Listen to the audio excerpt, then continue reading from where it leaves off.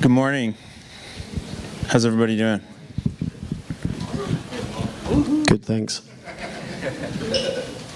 I was telling Ollie I must have had a bad beer last night because I feel like really bad today. So I think like one of those beers I had was off.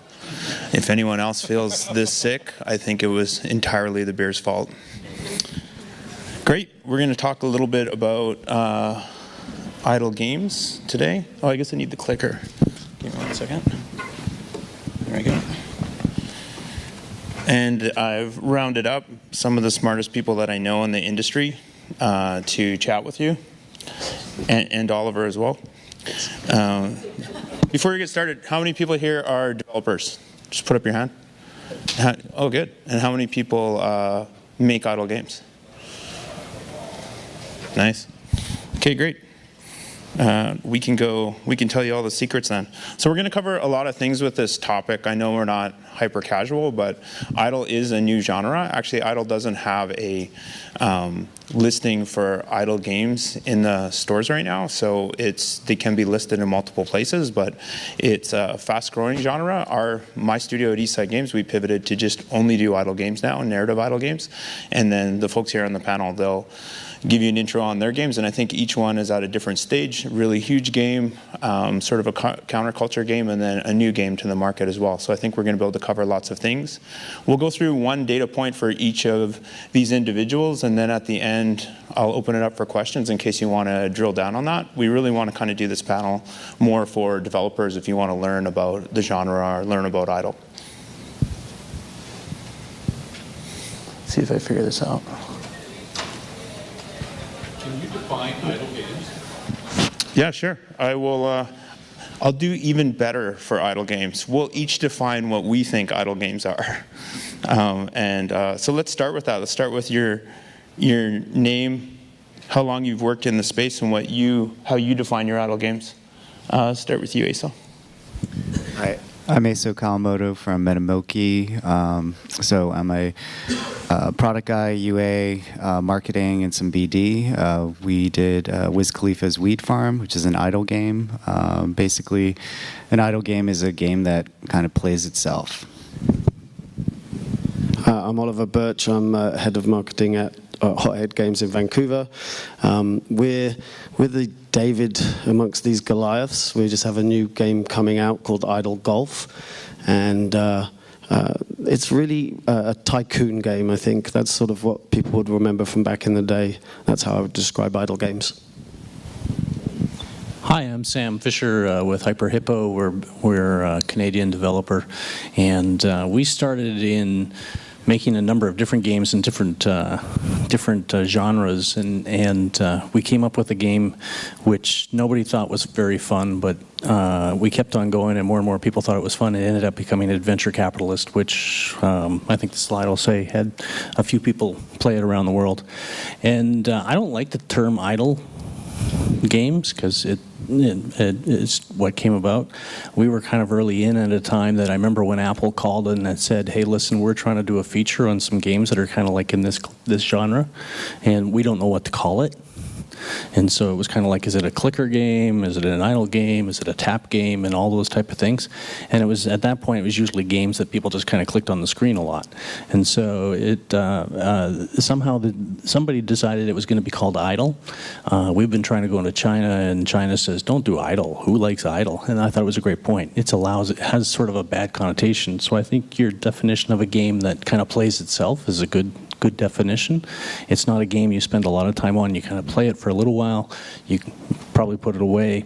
It kind of goes and continues to play, and as it's playing, you'll come back to it and see where your experience is. So, yeah, for us at Eastside Games, we make Trailer Park Boys. So we've pivoted our studio to make narrative idle games. So we say we make games for everyone because we have people that are really, really deep playing into the games, even though they're casual and they're playing them multiple times, or they're playing them while they're waiting for their PlayStation update to finish. They're playing them when they're supposed to be at work. Hopefully many of you are playing it right now during this talk, because we have a killer event right now in Trailer Park Boys, so you should be playing that. And what we see idle as is just a portion of the entertainment loop. So you play the game, you go back and you watch the show or the movie, and then you interact with fan pages and you go back and play the game. So we're seeing it as an extension of content in the entertainment sort of ecosystem. Let's start with this little game that has over 50 million installs and is one of the largest games in the genre, and one of the pioneers that has been across all sort of platforms. I know you guys are on multiple platforms. So Sam, maybe we could start talking a little bit about how did you get 50 million players? What are some of the, what did you have to do? Did you buy all those 50 million players, or how did you get there? It was interesting when Adventure Capitalist started. It was a game that nobody really knew what it was going to be. And so it wasn't an intensive market research that took us there. And when we first launched, one of the advantages, I heard something, I don't know what that was, but one of the advantages when we came out, we were early on in the genre, and when it first launched, it came out about the time of GDC about 5 years ago, and our total marketing budget was $600, and most of that was on stickers. And so when those are really good stickers. Can you hook me up afterwards? Those are good stickers. $600 for 50 million install stickers. So I'm down. So it kind of started, and so the reason I kind of say that is that when we look at most of our games now, we're talking about how UA is such an important part about it and moving it forward. If you tabulate all of the players that we have in paid cohorts, it's less than 50% of the players. Actually, it's closer to, it's below 40% of our players. So the majority of our players has come from non-paid UA. And Oliver, is that, have you guys started spending in your cohorts yet? And are you seeing the same thing with the sticker, the sticker success for buying players? Yeah, I need some of those stickers, that's for sure. No, we're just coming out of beta, so pretty much all of our users are purchased.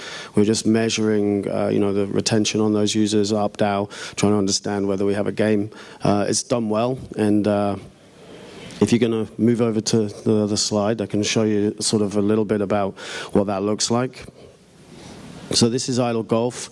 It's a game where you own driving range, and you have driving ranges all across the world.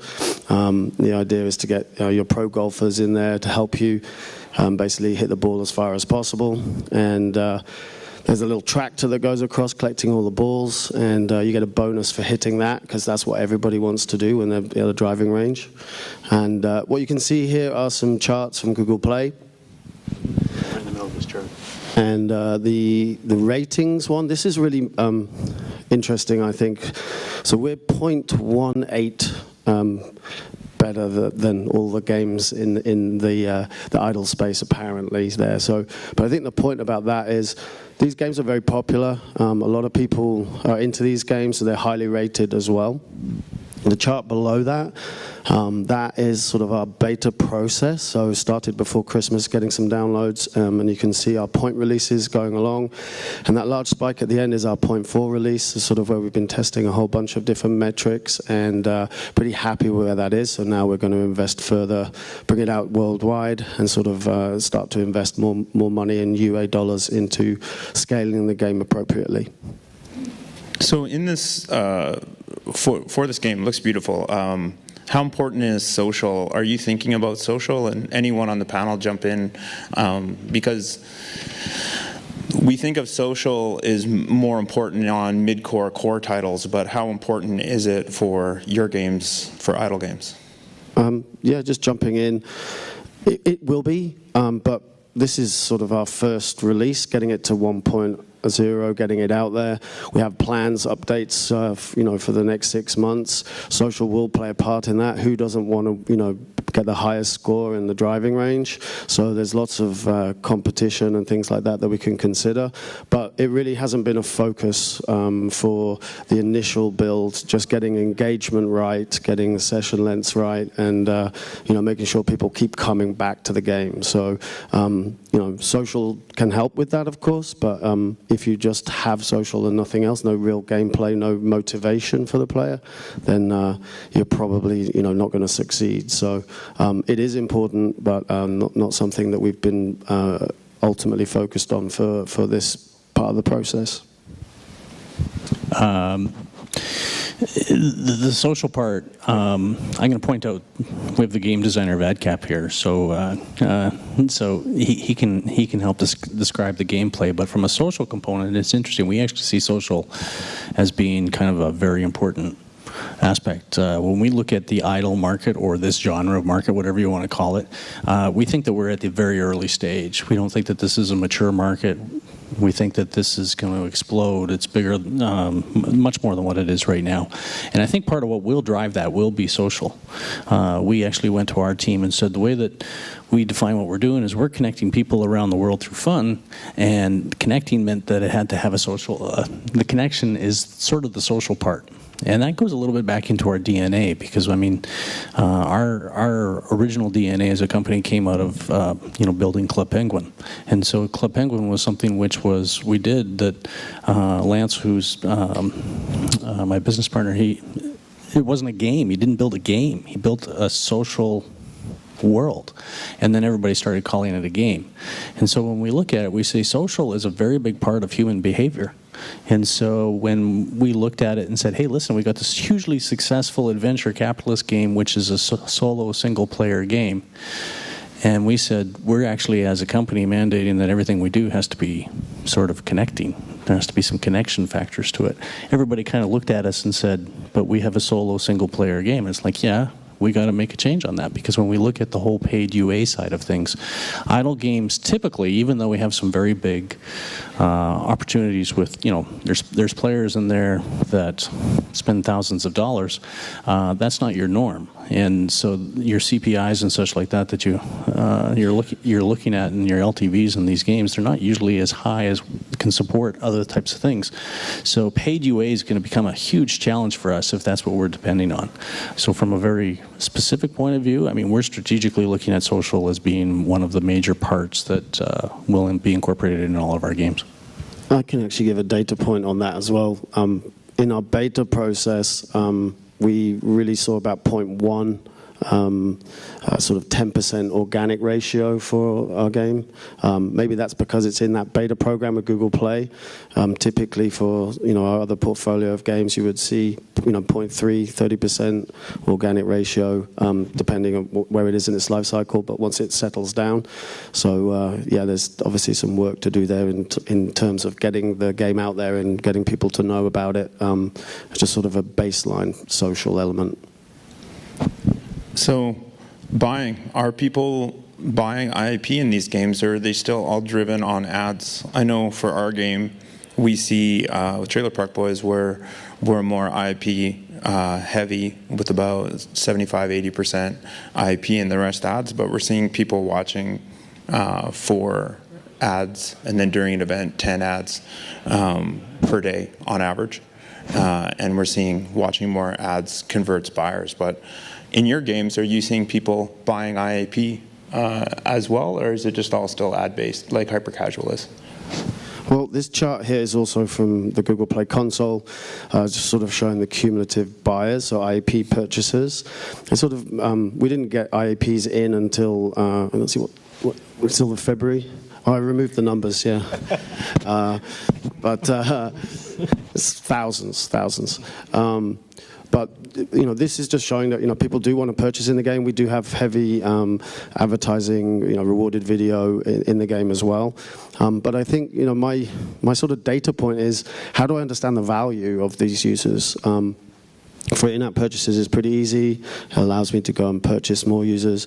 But on the advertising side, that's much more of a challenge, trying to get some transparency from the networks, from the mediation layers, and being able to understand, which channels have the best users for idle games. And that's a challenge that I haven't figured out yet, but that will be my next challenge come worldwide release.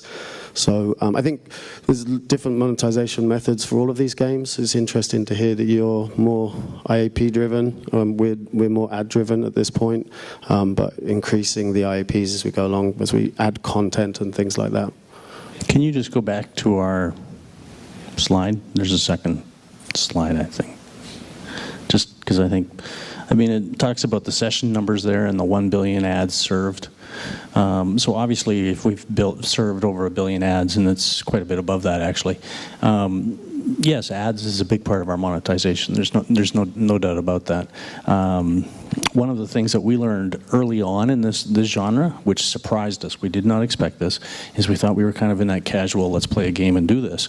But when we did the demographics and looked at who the players are on this whole genre, we have a lot of hardcore players. Not just mid-core, but hardcore players that are playing our game. And you see that in what their pay cycles and such like that are. They're used to paying for games. And so when you look at our revenue splits is probably arranged anywhere from 50% being ads, sometimes it was 70% being ads, sometimes it's 45%, but I'd say it's usually more than 55% of our revenue is coming from ads. But when you look at what some of the IAP is that's happening in this game, literally in these games, which are somewhat relatively simple games, we have people who are spending thousands of dollars in these games. So is there IAP? It has to be able to do that. So I think you have to kind of look at both sides of the equation. And we actually kind of expanded when we did the original Adventure Capitalist. It was heavier in the sort of simpler gameplay, more ads being served. When we went over to the sequel, which being tongue-in-cheek Canadians, if there was Adventure Capitalist, well, then there has to be Adventure Communist is sort of the next step. So that's how we came out with that. Adventure Communist set out on the very specific task. The actual design structure of Adventure Communist was, how can we do more IAP? And so they looked at that, and it went through that process, went out originally, help me out, Gabe, 2 years ago. Didn't do a lot on IAP. It was serving the ads, but not a lot on the IAP. We took it back in. We said, we got to do some more work on this. We went back out. It's more recently come out. It's doing exceptionally well from a player's perspective. And IAP, particularly in the events which have just come out, the events just come out. So when you said you've got a killer event going on, usually in that event, that's what you're seeing. We still have people who are doing 6 to 8 ads a day, but it's really the IAP which kicks those events into hyperdrive. I have a question for the panel, actually. In our game, the devs decided that they're not particularly ad people. They want to make games and not have their game turn into a platform for ads, so they decided to build in an IAP called the Ad Pass, and basically allowing people to get lots of rewards but without having to watch any videos at all. What do you guys think of that? Because that scares the hell out of me in terms of stopping people from watching ads. I can share a little data on that as well, but just interested in what you guys think about that. We put that in recently, but it's probably when we first launched our game, we didn't have any ad skips. So, for people who don't know much about ad monetization, basically that first ad that you see in a game is the most valuable. So we actually, in our tutorial, force players, well, we don't really force them, but there are 2 steps in our tutorial where they have to watch an ad. So players are trained to watch an ad in our game. And one thing that actually AdCap taught us was when players come back from an idle state, you can offer them this, kind of value proposition of like, hey, watch an ad and you get 2x your profits. So, we learned a lot from you guys. Yeah. Yeah, that was something that worked well, because when we originally launched on AdCap, the discussion was, we got game designers in the room, and it's like, should there be ads? And well, ads are bad, ads are evil, and it kind of ruined your game experience. And so the challenge that we put out on the floor was, how can you make it better? How can you make it something good? And so ads actually became part of the gameplay. We actually worked it in so that it was like, hey, listen, this is part of your gameplay. It's actually an advantage. And to our surprise, when we launched AdCap on mobile, our biggest complaint that we had from players was that there were not enough ads. Yeah. Yeah. We want more ads. Please give us more ads. So again, it's the creativity challenge that needs to come there. And it's like, so how can you take ads and make it a big part of your creative gameplay? I mean, if you can do that, I think it would be a serious question for us to evaluate at our table if it was, we're going to move past that opportunity by just giving a quick little flick of the button. So, serious question. Yeah, that's a $17.99 IAP right now in our game, so it's a significant investment. What? Damn. So, but what was interesting looking at the early data, and remember, we don't have as many downloads as the rest of these guys, so we're talking, a lot lower numbers. But the guys who bought that pass were iOS users, and they came from video networks, which makes absolutely no sense at all. So they watched a video in another game to come and download our game, but now they don't want to watch any videos in our game. So like, how does that work? I don't know, but that's what the data told us. So it's pretty interesting, something I need to figure out. It's the one important thing about that, the data point I can share with you is, if you're going to have an idle game and you have these bonuses that are based on ads, you have to make sure you have good ad inventory. And you can't control that in all geos, so you have to make sure you have systems in place, which we didn't have first, which is to credit players for ads, even if they can't see the ad. So you have to have a good cross inventory to show them an ad when they come to see an ad, or to just give them the credit for it because it's your fault as a game developer you don't have enough ad inventory, but they kind of always need that. Once that's broken, it's a really, really bad user experience, because our games especially, you have to get the 2x, 4x boosts in order to progress through the levels. Let's move on to talk a little Wiz Khalifa. Yeah, I was going to add one thing about social, whether you need social in the game. So for us, it was actually more of a parity decision that we put in Facebook Connect and, had links to our Instagram for our game, not to Wiz Khalifa's Instagram. Let's see, Reddit. And players would just go in and, sign up and, like our page. So I think it was mostly about parity, like, looking at other games and seeing like, oh, hey, these guys have basically hooks to have Facebook Connect. If you have Facebook Connect, you get more benefits in the game. So, social for us was pretty important. For Wiz Khalifa, how were you able to, or like, what's your experience in working with an influencer or with a market that maybe never played casual games like this before? What's sort of your top-level learnings for that, for working with licensed IP influencers, that sort of thing? Well, I mean, to be honest, before we did the deal. We were going to make a idle weed game, and the brand came to us and. Basically there is synergy there to, get a game out at 420. But I think we were scared. We're just like, hey, it's an idle game. We actually we had this one pager for PR to actually explain the game loop and what an idle game is. So we weren't sure whether we were going to be able to, that it was going to be a big success. When it launched, we had about 1 million downloads in about less than 2 weeks.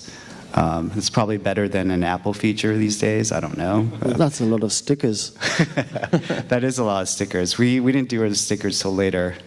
But yeah, so this promo I'm about to show you is basically our third promo. And so the game's been out for a little bit more than 2 years now, and we have about 10 million downloads now.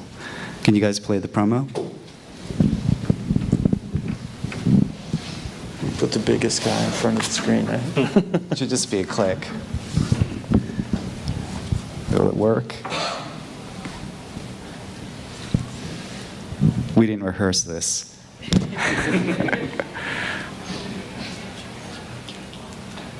Let's go on. Okay, let's just go on.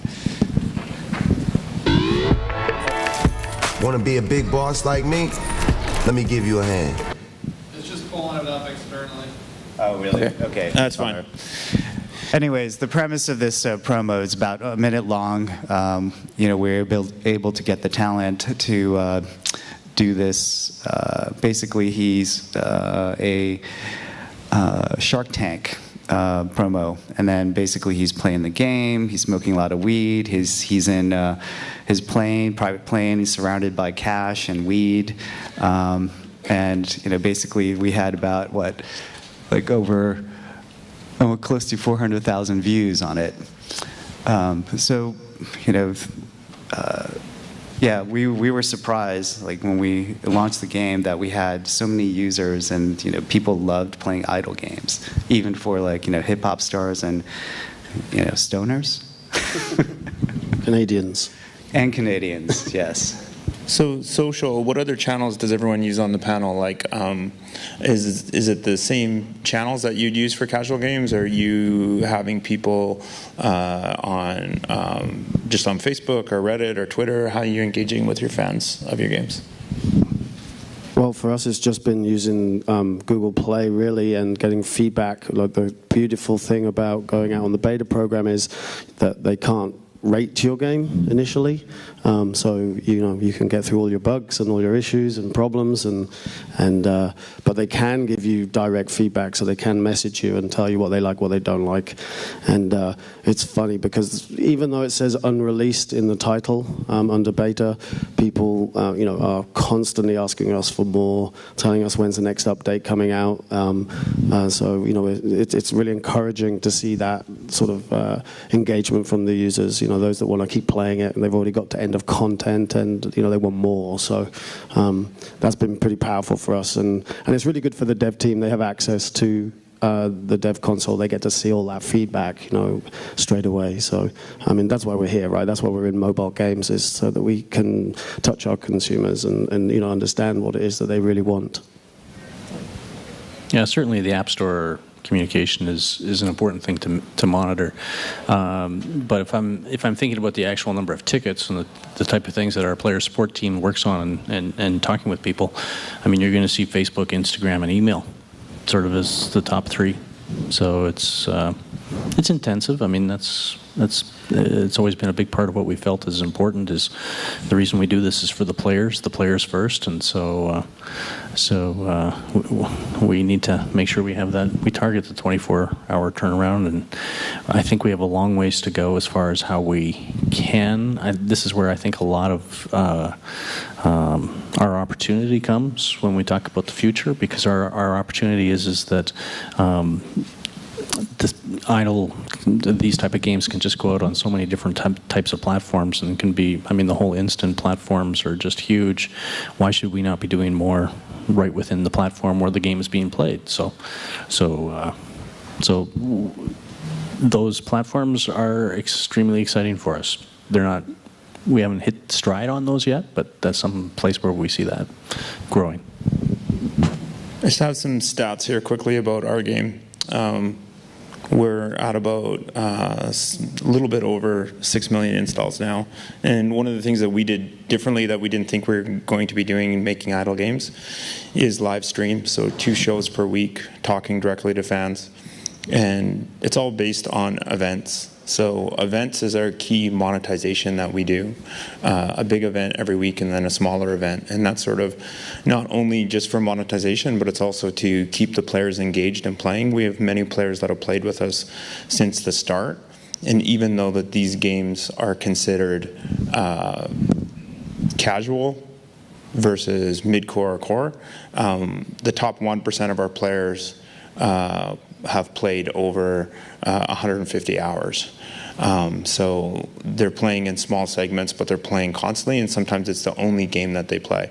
But they still don't identify themselves as gamers. They're like, I don't play games, but I play this Trailer Park Boys app all the time. So for the panel, do you see the same thing? Do you see lots of play sessions? Do you see more engaged fans than your other games, or kind of the same, or is there anything in there you'd like to share? I always laugh. I just giggled when, because one of our Steam users made a comment on Steam and said, I wouldn't spend much time on this game, and had over 1,000 hours in the game.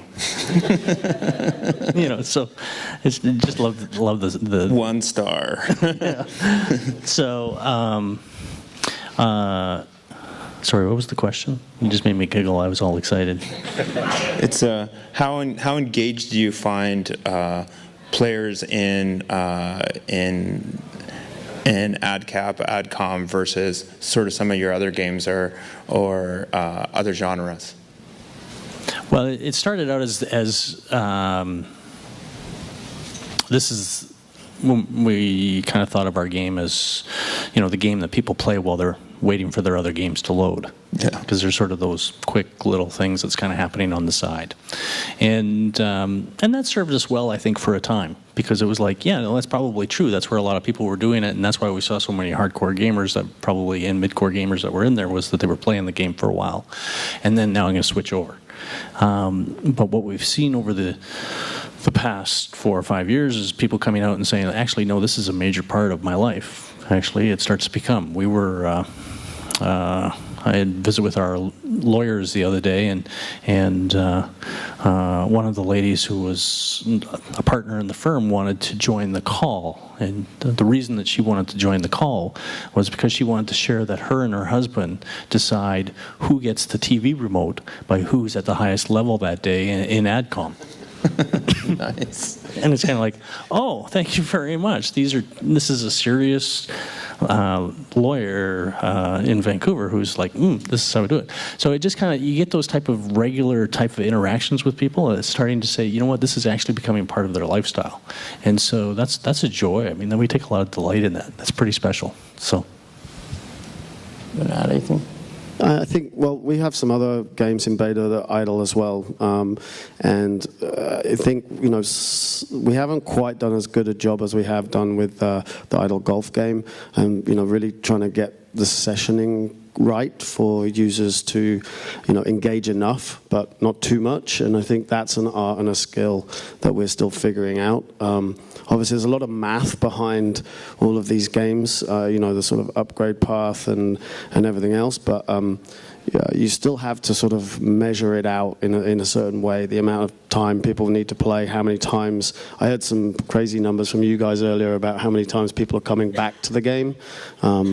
So, that's a skill that we're still trying to understand. And I think, it speaks, though, to the way that people want to have this as part of their lifestyle. We've always talked about people at the Starbucks coffee line, on the bus, or, sitting on the toilet, whatever it is where you're playing games.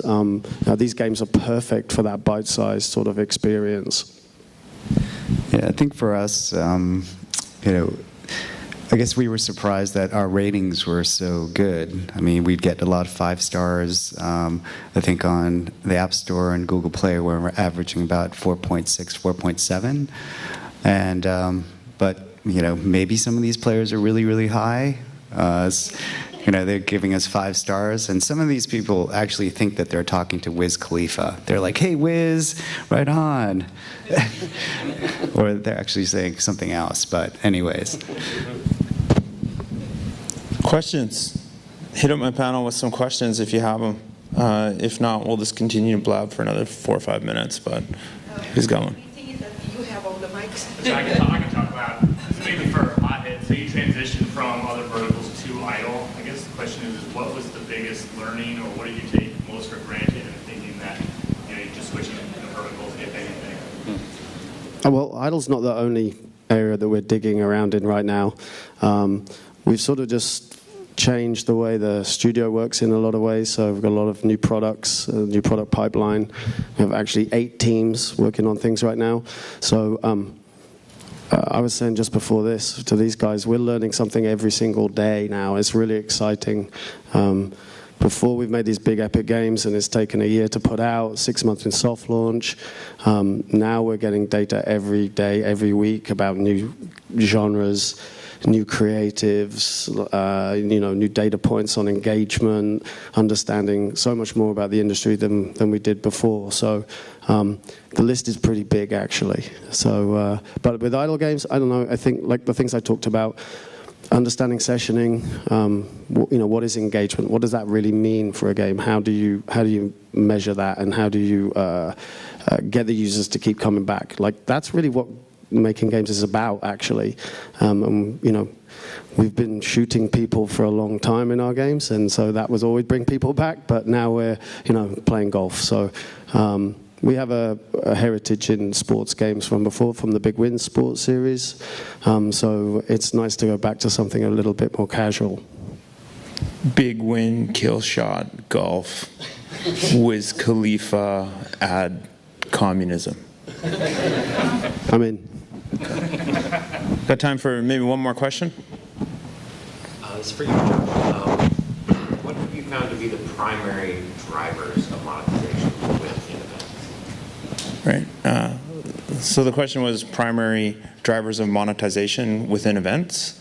For us at Trailer Park Boys, the biggest thing is people want a persistent world.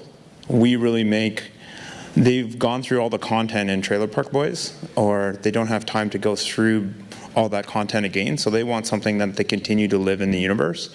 So what really drives us there is more characters that you can collect on your farm, and you can have them on basically the bottom of your screen that are persistent in the regular track, and then costumes for that, and then what we've just added right now is repeaters for the different currency as well. So it's a great thing that people love, because if they're consistently playing all the time, they can get premium currency by just checking in. When they check in to open up their trunks, they could come back and they could also get this currency, and they can continue to invest in it. So I really think we're now seeing that next phase of idle casual games where people are having more persistent building. They're kind of like building up their base. And I think in the future we're going to see more of that. I'd love to see somebody take our technology and build up your army over time, then you go and battle someone. I think the idle genre is perfect for that. Anything to add, guys, for your events?